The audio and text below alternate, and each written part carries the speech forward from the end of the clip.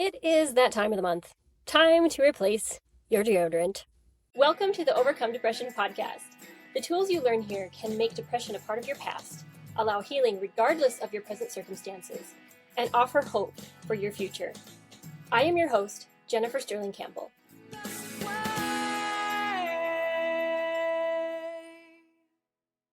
One of the first things I did when I started realizing the impact of chemicals on my mood and ability to thrive and be happy and overcome depression was I went through my entire home pharmacy, all of the chemicals that I had, the products that I used, and I basically purged everything that I could afford to get rid of and replaced them with more natural items.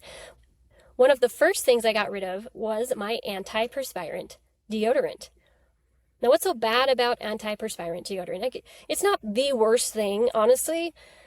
Aluminum is what is used to cause us to not perspire. That's the antiperspirant part. There are a lot of deodorants out there that aren't necessarily antiperspirant, but I wouldn't necessarily recommend them either because they have a lot of other fragrances and chemicals in them. And I will give you a list of some of my favorite deodorants at the end of this video that are very clean and actually work really, really well. Because honestly, when I first started shopping for deodorants and started trying different ones, I was rather surprised at the price as well as how poorly they worked. I felt like I was throwing my money away because I might as well not wear anything if they're not going to work. I sweat quite a bit. I live in Arizona. Summers, it's inevitable. Especially when I was young and quite poor, to be honest. I couldn't afford to keep my house below 80. I think there was a point where we were keeping it at 87 because we couldn't afford the air conditioning bill at any lower than that. Crazy times. I'm really glad that I now keep my house at 79? It's amazing. Most of the time it's at 79. Sometimes at night my husband insists on 75, but completely off topic. Sorry. Back to deodorant. So again, what's the big deal about aluminum, which is the antiperspirant part of the deodorant? Well, aluminum is actually the most abundant metal on this planet, from what I understand, which is interesting to me. Why would aluminum be so abundant? That's a question I would like to ask God someday, because I don't know the answer to that. But it's also an element or metal that our body doesn't really need. We don't need that trace aluminum in our body. If we didn't have any, we would be just fine. However, we do get aluminum pretty much everywhere, from our water to the air. The food we eat to some extent is grown in the ground that absorbs some aluminum. And our aluminum pots and pans, our aluminum foils that we use, none of these things are terrible. It's just when you accumulate over the year after year after year of using aluminum foil and aluminum pans and antiperspirant deodorant, that over time it tends to accumulate in the body so that it becomes toxic and can do damage to our bodies and our minds. Aluminum is a known neurotoxin.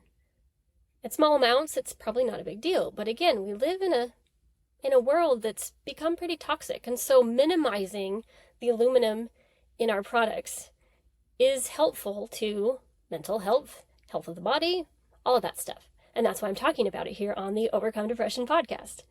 So how does antiperspirant deodorant actually work? The aluminum is actually aluminum salts. And when they dissolve on the skin, they create kind of this gel-like substance that clogs the pores so that the sweat doesn't reach the surface of the skin.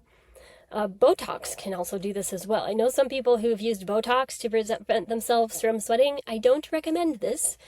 Sweating is usually a good thing in general, but what happens is when we sweat, that's where the odor comes from. Not so much from the sweat, but from the bacteria that consume the sweat and then excrete whatever they do when they're done consuming the sweat, and that apparently stinks. Aluminum also inhibits the bacteria that cause the odor, so all around it does a pretty good job at what it claims it does.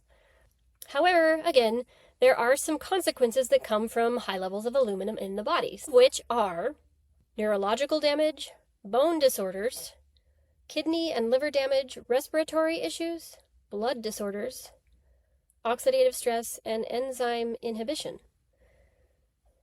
Additionally, the fragrances in a lot of these products are endocrine disruptors. So think hormonal imbalances not helping. And we all know what happens when we're hormonally imbalanced. It's bad moods all around usually, or just things not working properly, infertility, all that lovely stuff. So better to get better deodorant. It lasts a long time.